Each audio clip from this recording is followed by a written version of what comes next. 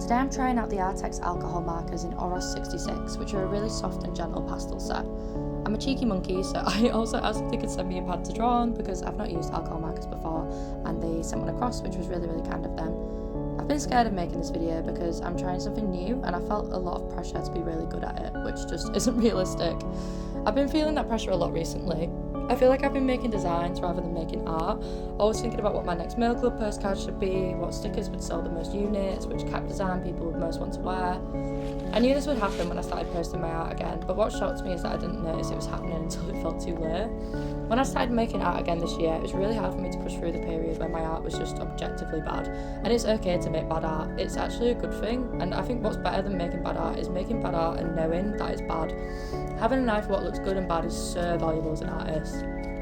I often see people get upset that they hate art that they made only a few weeks ago, but I honestly think this is 10 times better than making things below your ideal skill level and seeing nothing wrong with it. How can you improve if you can't see the gap in talent between yourself and the artist that you look up to? Being self-critical is a double-edged sword though. While it can be fantastic for improving and staying sharp, when it builds up into a huge black cloud in your head, it can start to drag you down.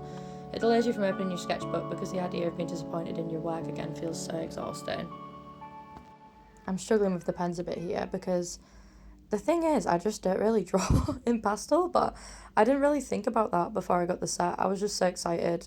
This is the first time I've ever been gifted anything to include in a video, and I was just so excited about it that I was like, yeah, sure. And then when it arrived, I was like, oh my god, not only do I not know how to use alcohol markers, I also don't know how to draw with pastels. So you can see I've kind of hunted out like the most like bright colours and stuff, and I don't like doing that thing where you test out every single pen. I just like to figure it out as I go along because I am lazy.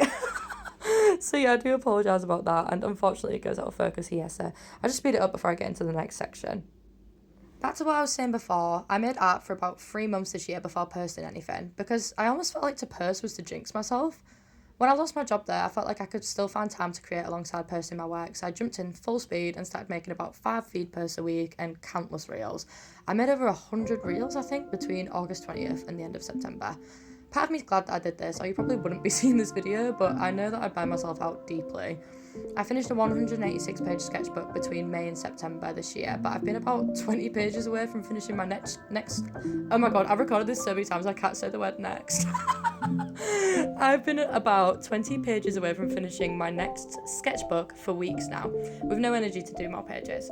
I know it's because I feel paralysed by my own perception of other people's expectations of me.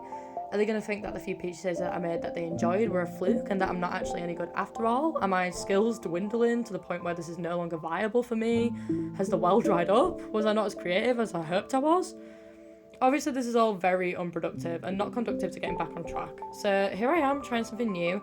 It's good timing really because I love switching up what materials I'm using when I'm in a bit of a funk. As much as I have no idea what I'm doing here, I did have a really lovely time, and I do think that with each page I'm getting slightly better. On this page I tried out blending a lot more, so like I got a few different pens out and tested the blending before I moved on to this page, and tried to do like a kind of like flowy amoeba look with the hair, which I think came out pretty good for like my first turn.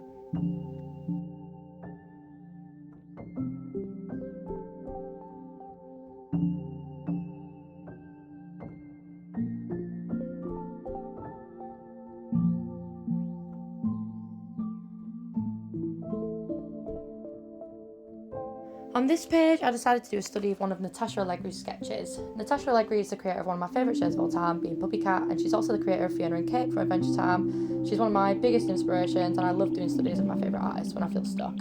It was quite challenging because I'm usually a line art first type person, but here I focused on building up the light and dark shapes freely and without too much pressure. I think there's especially an issue, going back to what I was saying before, for women, non-binary and trans people when it comes to creative endeavours, where we're not really given the space to just be terrible, or we're scared to be terrible because we have a lower level of confidence in our skills. A good example of this is the really common phenomenon where I live of boys joining bands at an extremely young age, and they'll play absolutely diabolical guitar riffs and sing extremely juvenile lyrics comfortably in a space with other people in it, and they literally don't care who is in the room. Like, anybody could be in that room and they will just play it.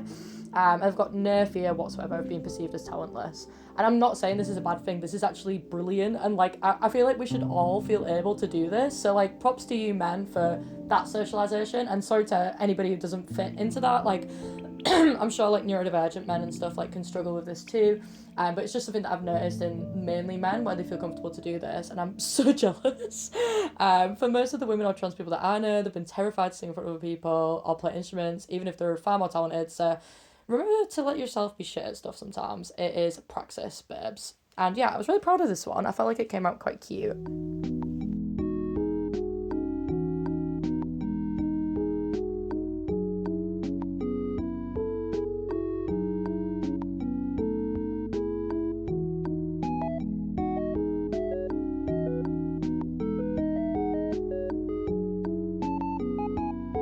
Anyway, I guess the point of this video is that there's no point. I'm just using a new medium to make things that aren't at a level I'd generally like to publicise, but I really hope that you enjoyed watching along anyway. I'm trying to beat the perfectionist inside of me to a pulp, and I thought that I'd successfully done this earlier this year, but like anything, progress hasn't been linear. I'm proud of myself for noticing the tides shifting in the wrong direction and for getting things back on track before it was too late. We're all just muddling through, trying to make things that we're proud of, and it's easy to forget that it's literally just ink on a thick stock of paper and not a life or death situation. I love this page the most. I feel like I finally got the swing of using the pastel pens, and I think negative space is the key here rather than like my usual block colour. It was quite stimulating to make things in a different way. And also, I literally love Kiki's delivery service so much, because Kiki's like my burned out little idol. I need like a funky lesbian friend in the woods who I can go visit when I feel like I can't make things anymore so bad. I'm so jealous. Thanks for watching along today, and thanks again to Arrtx for providing these lovely markers. I had a really fun morning using them, and they basically gave me creative freedom to post and say whatever I wanted, but just in case you want to set for yourself, they are running a 20% off sale for Black Friday from the 20th of November to the 1st of December, but they did write the dates in the American format, so it took me about 5 business days to decipher those ancient texts, but yeah, we got there in the end. Using this pentel twist erase pencil, I think has been like the best way to go about it, and obviously only afterwards, because I tried to do it before earlier and it came out really poorly. But yeah, really proud of like my progress today, both mentally and visually. So I really hope you enjoyed, and thanks again for sticking by and watching. Also, please subscribe if you can, it means a lot. Bye.